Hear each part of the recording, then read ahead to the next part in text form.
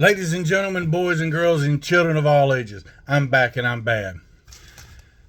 Sorry I had to take a little bit of a break for a little while. Had some knee surgery and a few other things going on. But we're back, and as usual, I have a long list of stories. Now, I've talked to y'all about some stuff that happened when I worked for Harley and when I was in law enforcement. But long before that, well, my kids were probably still in middle school and grade school. I worked for a company called Papa John's. I was a manager, assistant manager, even made it up to an area supervisor. Believe it or not, it's not exactly a job for a family man or the weak-hearted. But if you want some stupid stuff, deal with the public. I was watching videos earlier on YouTube, and I kind of enjoy the ones about Karens or entitled people and just how stupid they can be, and it reminded me of a few things. Had a woman call the store one day and proceed to chew me out. Now, I'm a big boy and I can take a lot. I could stand to lose 20, 30, 50 pounds or better. This lady was doing her best to chew me out for about 100 pounds. She had been waiting well over an hour, and she was upset. She wanted to know where her pizza was. After I finally got her calmed down after about 5 minutes, I type her name in and I go to looking. Her name's not in our system. Her phone number's not in our system. Her address is not in our system. Then I proceed to ask for some cross streets, and we don't even deliver in her area. I said, ma'am, that's probably a good reason you're not getting your pizza, because we don't deliver out there. I'm gonna call Pizza Hut corporate. You go right ahead, and you tell them the general manager from Papa John says, kiss my ass. You said what? I said, ma'am, you tell them the general manager for a Papa John's pizza said, kiss my ass. But you go right ahead and call Pizza Hut. And I'm literally giving it to this lady, and it's not clicking with her. I guess Karen that day got up on the wrong side of the bed and stepped on her dog and beat her kids or whatever. I have no idea. I said, ma'am, you give me corporate number. Ma'am, I don't have that corporate number. You have a number there. It's on the side of them boxes. I know. Yes, ma'am. My corporate number. Well, then you give it to me. Ma'am, you do realize you are talking to Papa John's, not Pizza Hut. You're lying. No, ma'am, I'm not. If you'd have been listening when we answer the phone, thank you for calling Papa John's. This is whoever. How may I help you today? We are required to say that. Now, I tell you what, if you want, you're more than welcome to hang up the phone, hit redial, and see if they don't answer at Papa John's. You're just going to tell everybody to do that. Man, whatever. I ain't got no pizza for you. I don't know where it is. About that time, I can hear in the background there's a knock on the door. Lady, I bet you that's Pizza Hut. And I tell you what, you tell that delivery driver that fat sumbitch didn't treat you very nice.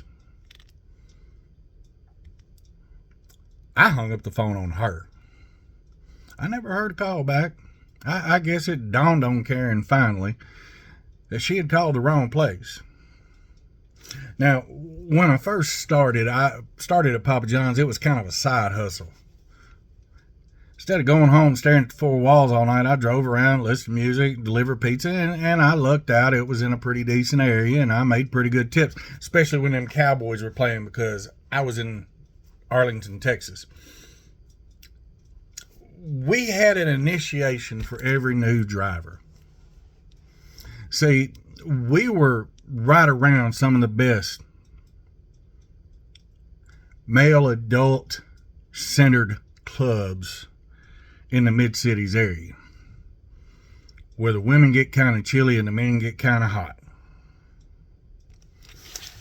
And there was About 2 blocks down, there was a set of nice apartments. There was a 4-bedroom apartment there where the renters constantly kind of rotated through. It was some young ladies that worked at these adult male-centered establishments. And there was no shame in their game. Well, every new employee, and see, these ladies work for tips, so they give good tips. And like I said, these ladies, they had no shame in their game. And as they're getting ready to go to work, they would most of the time answer the door just like they were at work. You know, high heels, thigh highs. Maybe that's it.